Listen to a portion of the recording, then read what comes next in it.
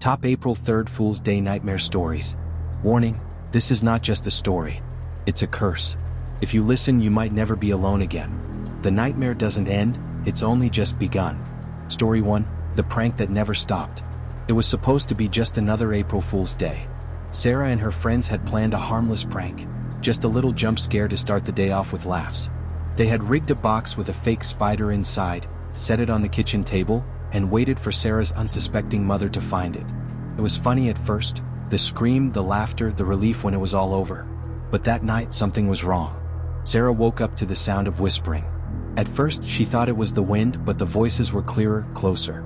She got out of bed, the house eerily silent otherwise. As she walked down the dark hallway, the whispers grew louder, but they weren't just random sounds, they were words. Words she recognized. "You can't hide from me, Sarah." The voice was too familiar. It was her mother's voice. But it wasn't right. It sounded distorted, twisted. Sarah's heart raced as she opened the kitchen door. There, sitting at the table, was her mother, staring at the same spider box. She blinked. Her mother's face twisted into an unsettling grin. "You thought it was just a joke, didn't you?" Her mother whispered, her voice now cold, unrecognizable. "April Fools, Sarah." Suddenly, the lights flickered and the room was engulfed in darkness. The whispering turned to guttural growls. Sarah ran back to her room, but the whispers followed her, always just behind, always in the shadows. Her mother never spoke again. But Sarah could still hear her in the darkness, always waiting, always laughing. Story 2, The Call That Never Came. Jason had always hated April Fool's Day. It wasn't that he didn't appreciate a good prank, but his sister, Emily, took it too far every year. She would do the typical pranks, plastic wrap on the door, fake bugs in the cereal, the usual stuff. But this year she promised him something special. She said she had the ultimate prank planned, one that would blow his mind. Jason didn't think much of it. That was until he came home from school to find a message on his phone. "Hey Jason, this is Emily. Just wanted to let you know, the prank's already started."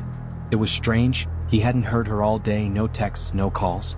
But it sounded like her voice, cheerful, excited, just like any other prank call. "Call me back when you get this," the voicemail ended. "Oh, and don't forget to check the front door. It's really good this time." Curious, Jason walked to the front door. There, lying on the doorstep, was an envelope with his name written in bold, black letters. His heart skipped a beat as he opened it.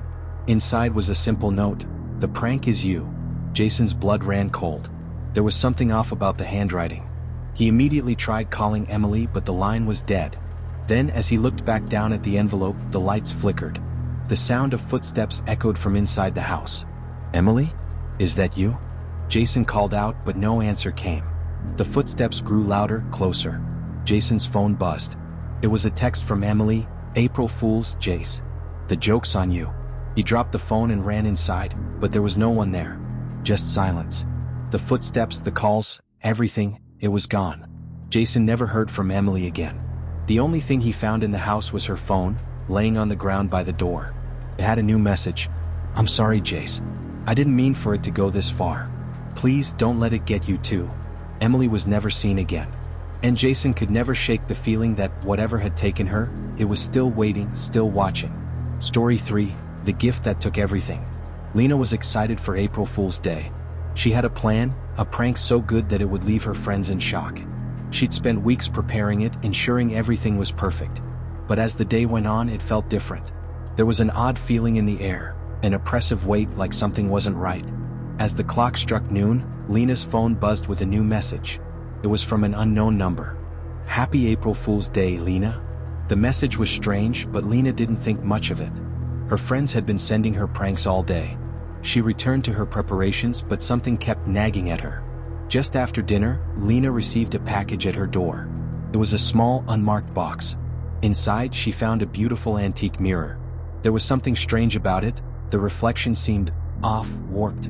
But Lena shrugged it off as part of the joke and put the mirror on her wall. As she stared at it, something moved behind her in the reflection. A shadow. It wasn't hers. She spun around, but no one was there. Just empty space. The reflection in the mirror began to shift, the shadow growing larger, until it consumed the entire surface. A hand, no, a claw, emerged, reaching out toward her.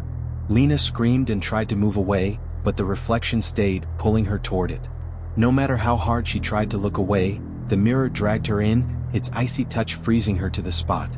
She tried to scream again, but her voice was drowned out by the dark abyss that began to pull her in inch by inch. Lena never left that night. Her friends found the mirror the next morning, shattered on the floor. But when they looked into it, they didn't see Lena's reflection. Instead, they saw only darkness. And something else, something watching them. If you're still here, you should be terrified. These stories were just the beginning.